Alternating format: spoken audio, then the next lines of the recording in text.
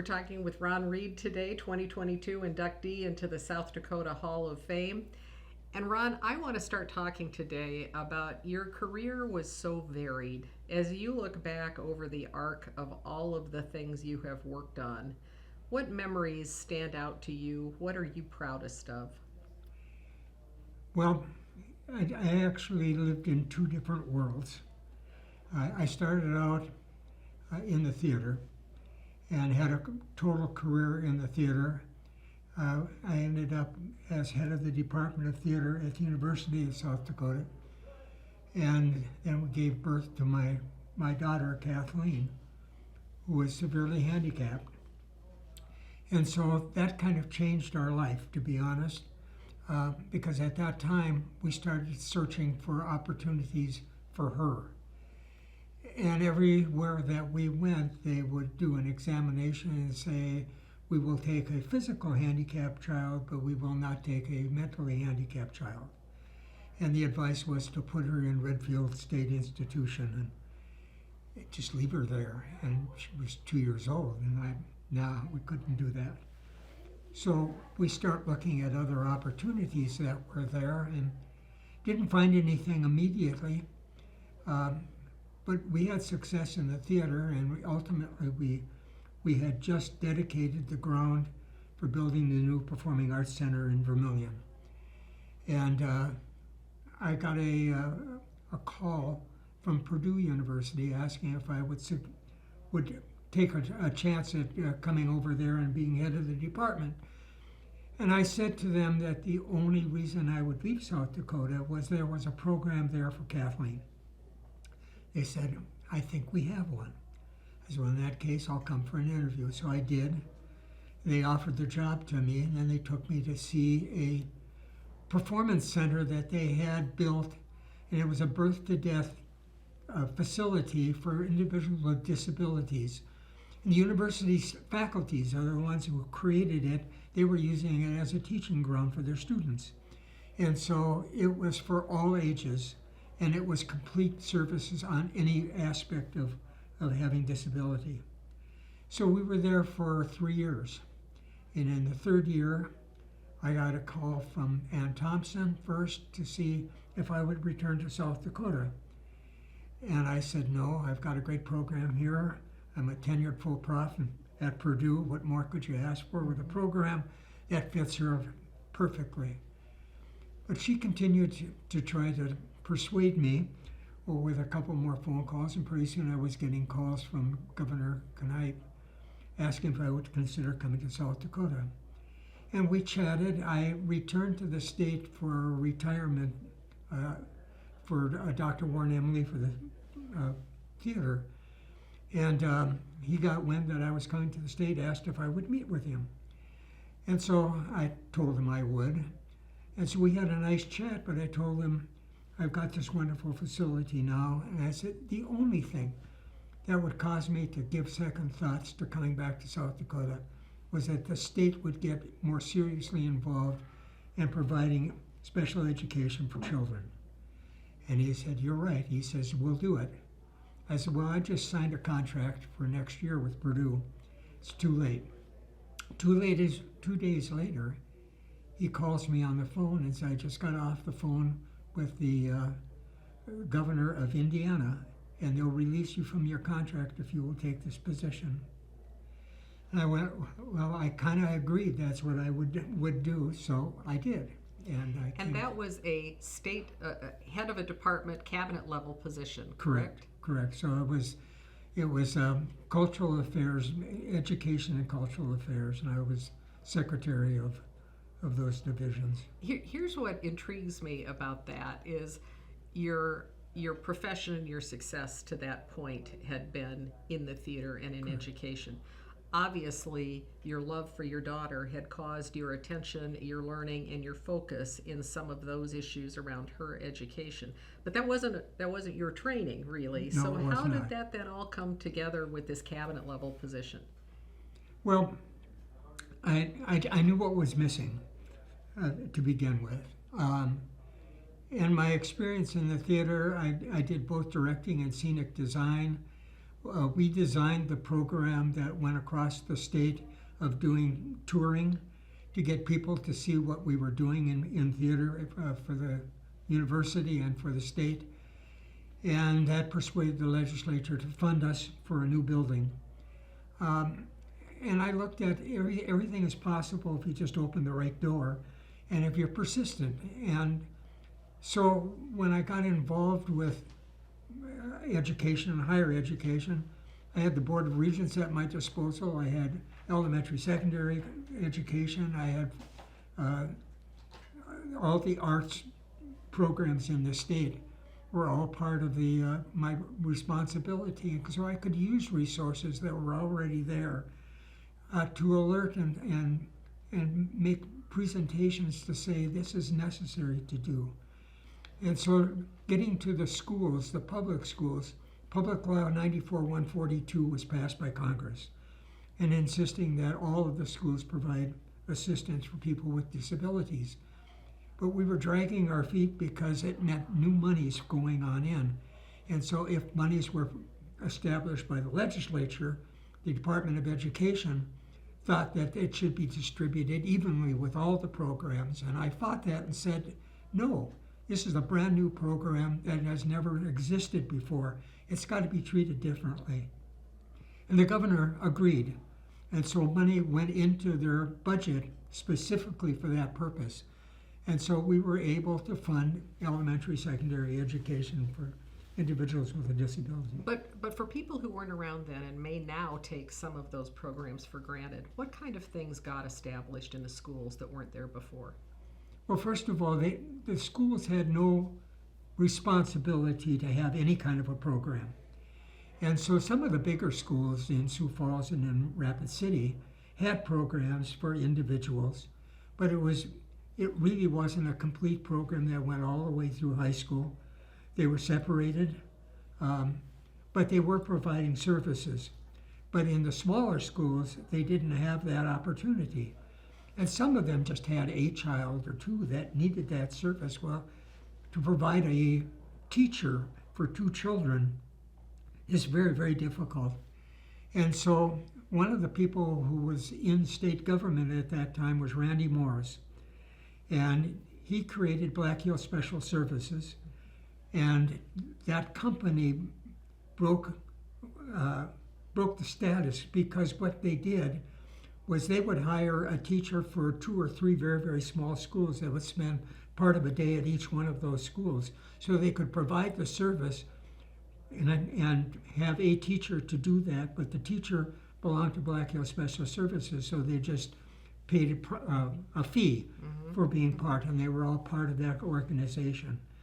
And so it opened doors to kids who had never had an opportunity to see anything. And so it was a great opportunity to work. Mm-hmm.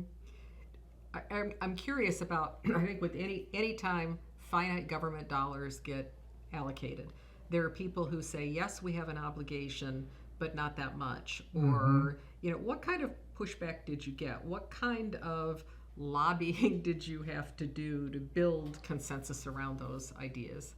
It wasn't all that difficult, quite honestly, because part of it was the governor was pushing it as part of his budget.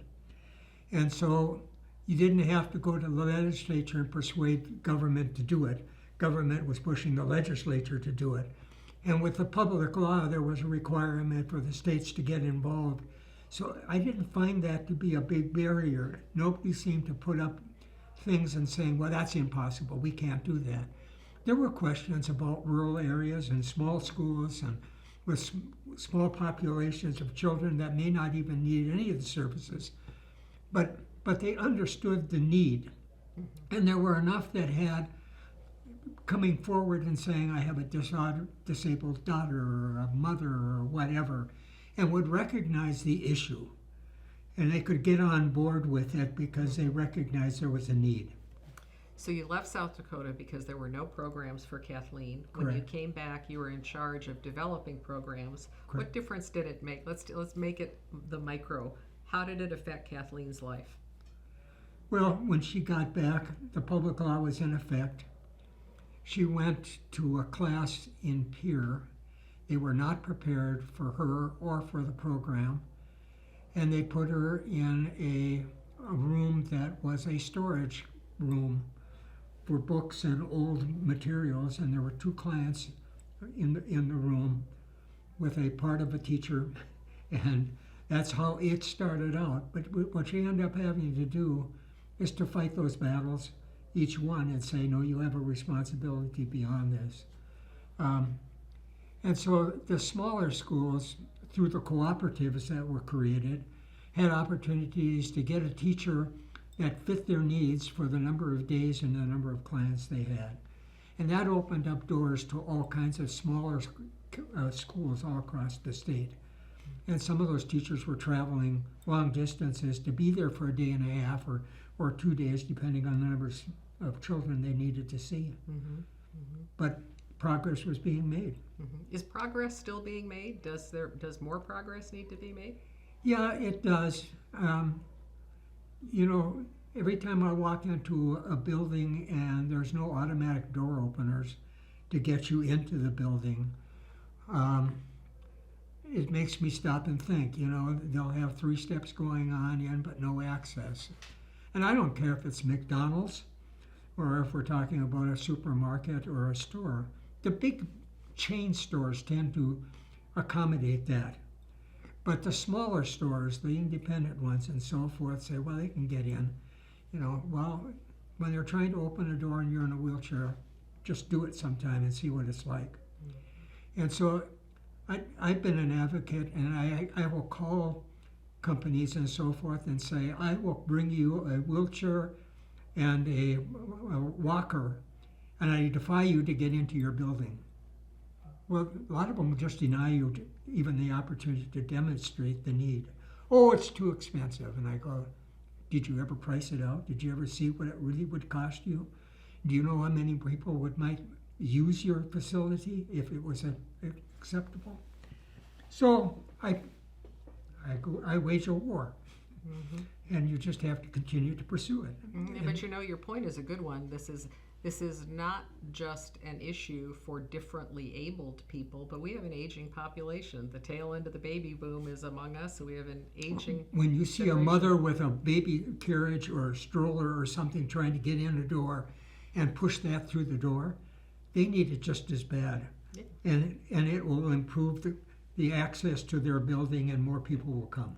When you were telling the story about someone saying to you how much that will cost, they probably don't realize who they're talking to, in that you know what the laws are, but then you also, the next iteration of your career was to work a bit in construction and building, and you've been project superintendent of major building facilities, so you probably know those costs off the back of your head. But I'm curious how that next step was made in your life, how you got from Pierre to Rapid City and that next chapter of your life. Well, in Pierre, I recognized, because we were working with different agencies of government, the number of veterans coming back from Vietnam who were handicapped, and access to homes and places like that were very, very difficult. There were a lot of rental homes that had steps going on in, the hallways were narrow, the bathrooms didn't fit them, and so on. So I started designing houses and building houses that met those requirements. And it was going very, very well, but then the economy went to hell. We had 18% inflation rates, and it just collapsed the business. So I went to work for Randy Morris and Black Hills Special Services. And did what there? And what were you doing there? Well, I had several programs that were under me at various times. I was representative into the schools. And then ultimately we got a state contract for assistive technology for the state of South Dakota. And they shelled it out to Black Hills Special Services to run it. And I ran that program for 4 years before I retired. So it's a statewide assistive technology program that fits anybody. And it doesn't have to be severely handicapped, but an elderly person with arthritis that can't open a door because they can't grip around, and all you have to do is change the knob for them, or put an extension on their key so that they can grip it and turn it. Or you commit them to, we had a client who was in Pierre, and was in the hospital in Pierre that was totally handicapped. And he would put a straw in his mouth, and they would hold up an alphabet board, and he would point to it, and for them to talk to them as to what he needed. And our technicians hooked him up with an eye blink system that ran the computer. And then there was a screen on the wall, and he could print what he needed and so forth. And we came back a year later for a visit, and I visited him more than that, but came back with his system, and he had written his life history. And you're going, what a door that we have opened for him and for others and so forth. It really was wonderful. Yeah. So every one of those, it's kind of like a blessing, and you get excited and you have more enthusiasm to go out and do more. As you are inducted now into the South Dakota Hall of Fame and your life story remains, as people watch these clips over time, what are the kind of things and the lessons that you work with so many young people that you would like to be remembered for, or you would like them to remember from the experiences of your life? Well, first of all, it's amazing what you can accomplish if you don't care who gets the credit. And on each of the programs that I was involved in, whether it was the Community Health Center, the Black Hills, or YFS, Youth and Family Services, or the co-op, or whatever. I mean, if you get your heart into it and you're working with children and adults who are in need, it just makes you feel good. And that's really all you need to do. I mean, so just step up to the table and just don't watch it happen. Make yourself part of it. So every person who can make a contribution, it's amazing what you can accomplish. And you get a lot of people who will follow you. They don't want to be a leader, but they personally get on bag with you and try to make it happen. I think that is a wonderful legacy for you, Ron Reed. Well, thank you. Thank you for all you've done for the state of South Dakota. Thank you. And congratulations on being in the Hall of Fame. I'm honored. Thank you. Thank you.